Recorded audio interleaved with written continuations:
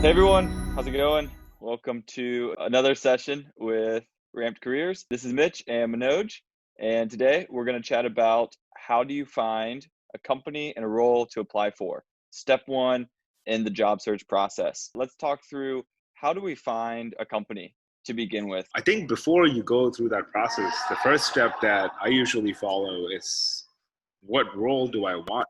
Is it a SDR role? Is it a BDR role? Is it an operations role? Whatever it is, I think even before you find a company, it might make sense to kind of narrow down and say, what type of role am I interested in? What do I want to do? That seems to be, something that I typically follow just so that I can kind of narrow my job search a little bit. Because if I start with the company and I don't find the role, then, it's an extra step in the process. So maybe starting there is a good first step. So let's assume we want, an SDR role, and we'll probably broaden it, SDR, BDR, Yeah. sales development rep. We'll Yeah. want to search all those different permutations, right? Yeah. After that, I think it's also a question of like, what size of a company do you want to work in? Because I think it matters. The experience that you have or will have will differ pretty dramatically depending on the size of the company. Industry, not as much, but size for sure. If you don't know size, right? Let's say you're right out of school, you don't know the difference of a small company, of a big company, of a medium-sized company. Is it okay to just apply to all and take a first couple interviews and kind of see what gels with you? I think so. I think this is, to some extent, given the competition that's out there, I would encourage people to kind of maximize their opportunities or shots at goal, for the lack of a better word. With that said, we'll talk a little more about, the downside of mass applying, because you may just do a lot of work and not see any results. Similar to, mass emailing people with absolutely no personalization. It'll feel like you're doing a lot of work, but you're not going to get any hits. But with that said, we target too small a sample size.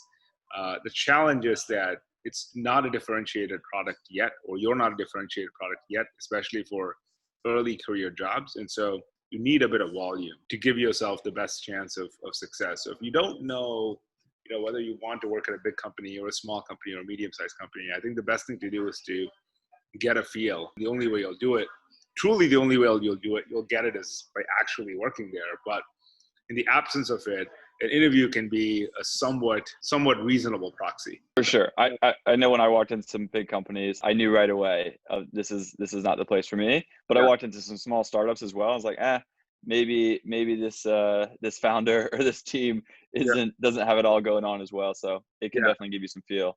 So we have a job spec that we're interested in. Let's forget about the size of the company. We think, okay, let's just maximize our chances. Where do you go online to look for these companies? Do you have like a process in place? Do you have certain job boards that you like more than the others? How do you go about it? So I personally found both of my jobs, or found my first job on AngelList. I think AngelList is a super underrated resource for a lot of folks out there.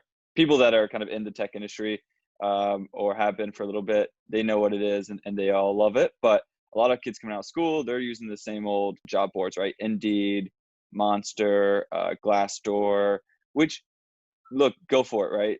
There's no, I like you said earlier, I think you need as many shots on goal. So I would use all of those job boards as well. But if you see the same job on two different sites, one on Indeed and one on AngelList, I would recommend you to go to AngelList, right? There's probably less competition there. When the hiring manager goes in to check their AngelList account, they're going to see fewer applications there potentially. You might stand out more than the 300 applications that came in on Indeed. So my preferred two are AngelList and then LinkedIn, right? Yep. LinkedIn's a no-brainer because it's so easy to search and narrow down the jobs, and you know what you're getting into. There's just so much information about the company on LinkedIn as well. Yeah, I agree with you. I have found the most luck, especially in the last few kind of formal jobs that I've had, either on LinkedIn or AngelList. I know for Yepe, for both you and me, it was AngelList. I distinctly remember the job posting there. And I think today, a lot of companies do have, these applicant tracking systems that'll just consolidate, regardless of the job board that you apply, it'll just put everything in one pool.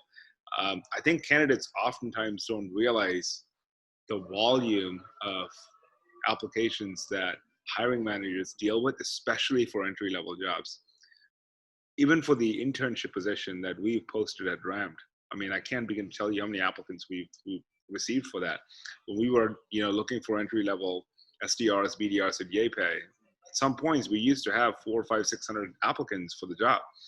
And it's really difficult to stand out, which is why it's important to, we'll talk about it next is, let's say you do find a job and you go ahead, you have a resume, you even take the extra step of writing a cover letter, which, fine, it's appreciated.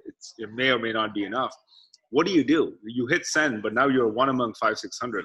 What do you do from there? How do you stand out? So I've seen a couple creative things more recently. I've seen direct outreach on LinkedIn to the hiring managers. I've seen direct emails, which is a step of going a couple steps beyond, right? Because now you have to go find this person's email. You show that you actually have prospecting skills. And what I like to see, or what I've seen and it resonated with me, was a personalized video in that email, right? So I'm immediately seeing this applicant interact with me in a medium that is not just written text or written form, but I'm kind of getting to see them come to life, getting to see their personality through this video. Keep it short, obviously. We don't want 10-minute videos here. A couple of quick minutes, a couple of brief comments on why you'd be a good fit and why you're interested or why you're excited about potentially interviewing at the company.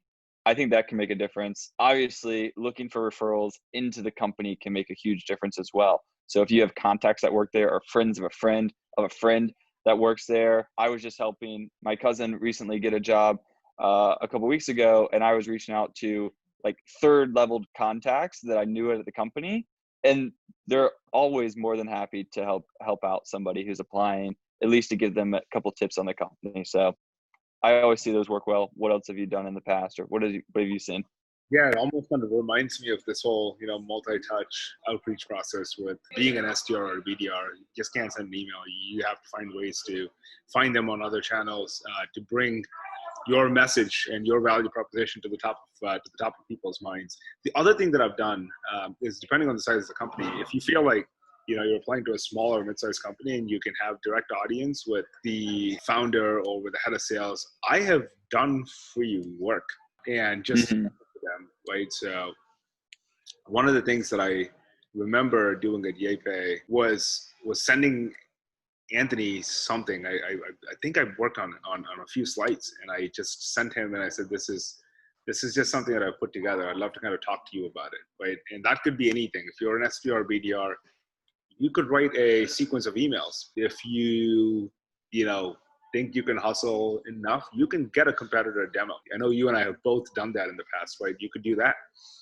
You could do some kind of an industry research. You could build a list and say, here are 100 companies that I think could be potential customers for you. I built a prospect list. Am I on point, or am I missing something? I'd love to talk about this. Or this is how I would do my job, demonstrate it, and give something of value. It's a bit of work, for sure. It's hard to do. You can be assured that the other 500-600 candidates that you're running up against are not doing it, because it's a lot of work. And, is it fair that you have to kind of do these extra steps where many years ago you didn't have to? Yeah, sure, you can make a case, but that's the harsh reality of being part of the recruiting process today, especially when nobody's hiring. But on the bright side, I think doing that exercise will give you a little more visibility into the business, and quite honestly will make you go through the interview process with a lot more confidence, because you've actually done the homework. You've done a little bit of research into the business, the product, the messaging. And so, there are some positive benefits of doing it. If you do get an interview, you're going to crush it. Is there any risk there, right? Like, let's say you do write a cold email for them. You do go find a list. Is there any risks of you coming off as, one, just too aggressive in the interview process? And then two, what if you write a terrible cold email? Or what if you're completely off on the list that you built, off on their ICP? Yeah. I guess, are there risks? And then if there are risks, how do you mitigate them? How do you downside that as much as possible? Yeah, I mean, the objective is to not to deliver a perfect product. The objective is to say, listen, I'm serious enough about the position that I've done some work, and I might be off here, but I'd love to pick your brain, right? If this is a value to you and this is useful, great, take it. I'm going to give first, right? That's my mindset here. But you're not giving them material. So you're not doing a little bit of free work and saying, hey, I'm great, here's my work, use it. It's like, I'm interested in the position. I've done a bit of work because I truly like this role. And I want to see if I am, on track here or if I'm off track. It gives you a better reason to have a 15-20 minute conversation, right? Because now you have some mutual grounding. I really think it's in how you deliver that message to them. As long as you don't sound cocky, I think it's okay. And you'll probably be wrong. Now, to answer your question, more specifically, will a few people think you're aggressive? Probably, but let's weigh things out, right? You send 100 cold applications and you get lost in the murk, or you send 50 of these delivered targeted work, and then 3 of them think you're, I'm making these numbers up, right? Or 4 or 5 of course, aggressive. On balance, it's fine. I'd rather piss 5 people off than get lost in 100 people's minds. Yeah. And let's face it, right? We're in sales, and I think any hiring manager in sales is going to be glad to see you being a little bit more aggressive than taking a timid route. So I love it. Give first. You're just trying to get the door open, right? You're not trying to completely sell them on you, or, you're right. You don't have to make this perfect pitch, perfect product to begin with, but you crack the door open enough for a conversation, and you've shown them you're willing to put in the work. Definitely not scalable to do across every company. I guess if you have nothing going on, you're sitting there and you don't have a job, maybe it is. Maybe it's worth it to do. But definitely for your top 10, top 20 companies, you could probably reuse a lot of materials over and over again, right? Tweak the list, tweak the messaging. But for those top companies, I think it's probably worth it. One other question I had is, you mentioned resumes and cover letters.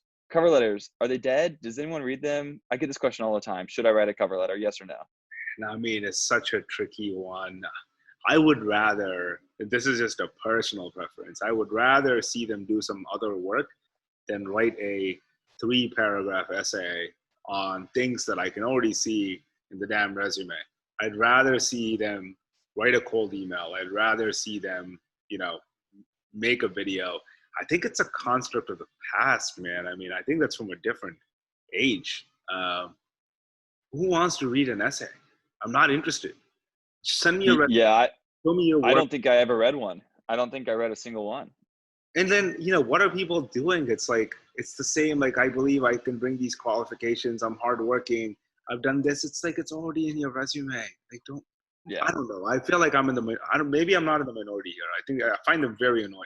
I think if anything, it shows that you put in the extra effort. Like, it's kind of like, oh, check that box, right? You put in the effort to write one, but at the end of the day, is it making you really stand out? And I'd rather see a video, or like you said, give me some other value for sure. Okay, that's a good one.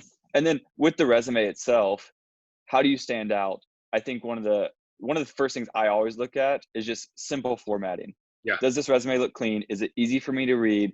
That tells me so much about the candidate I'm potentially going to interview. Yep. Has they taken the time to put together a well-formatted resume? Mm-hmm. I'll look at that and immediately decide yes or no on a candidate oftentimes. What do you think? Yeah.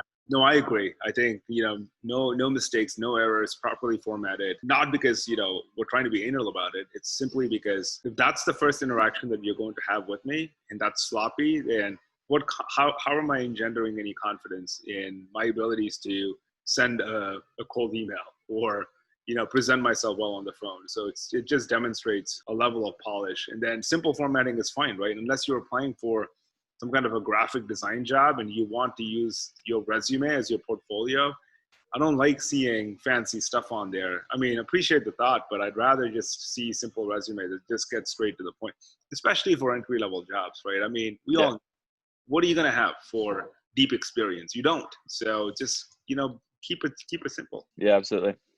All right. So we talked about different job boards. We talked about different websites to go after. We talked about kind of a multi-step approach to landing the job.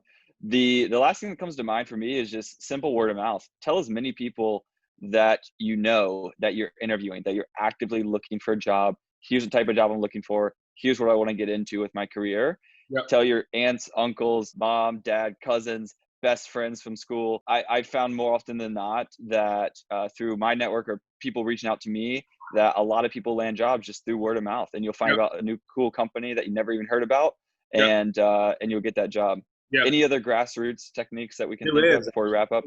There is something that I've seen work pretty well in certain job roles, particularly in management consulting, investment banking, and finance roles, I've seen a lot of students do informal coffee chats, and they'll do it senior year of college. They'll say, hey, I'm trying to learn a little more about the industry. Can I have an informal coffee chat with you? And they will spend 15, 20 minutes, half an hour with about 100 different banks or 50 different banks and all the senior leaders there. And they'll just say, I'm trying to learn more about, this industry, this profession. I need, you're an interesting person. Can I spend 15, 20 minutes with you? And then they'll apply later on when the time is right. But I think that's another way where you can make a case for yourself without having to apply and just get lost in the application pool, right? Because then someone knows you. They might even be a champion for you. So what are the steps there, right? You find someone semi-senior to reach out to. You approach it as, hey, I'm just trying to learn. I'm not there pitching myself or my case. I'm trying to learn. And then obviously you're building rapport and bonding with that person, picking their brain. You're coming off as credible. I'm going to be a good hire type of vibe you're giving off. And then what are the steps to leveraging them down the road? How do you turn that into?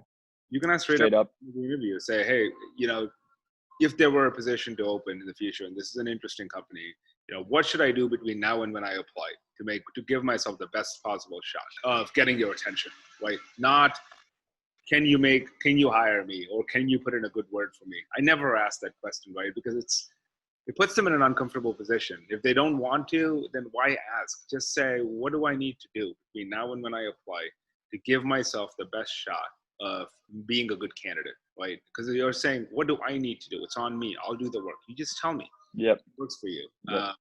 Don't ask, put in a good word. I find it incredibly annoying when people say, hey, can you put in a good word? Because I might not want to. Just because I took a meeting with you, that doesn't mean that I know anything about you. You still need to build that trust and credibility. And so it's doable. It's scalable. You can't just do that right before you apply for a job. That's the only challenge is, you can't meet tomorrow. But if you're a senior in college, this, again, for entry-level jobs, if you have a little bit of breathing room time, it's a great opportunity to do it. Again, you'll learn more. Maybe you don't want to apply for the company. After the meeting, you're like, holy crap, this is awful. Don't want to do it. Good. Chance for you to learn, then somehow getting a job and 6 months in realizing you're in trouble. Awesome. I love it. Let's wrap on that note. Great session. Sounds good. Yeah. All right. Talk to you soon, Manoj. That's soon.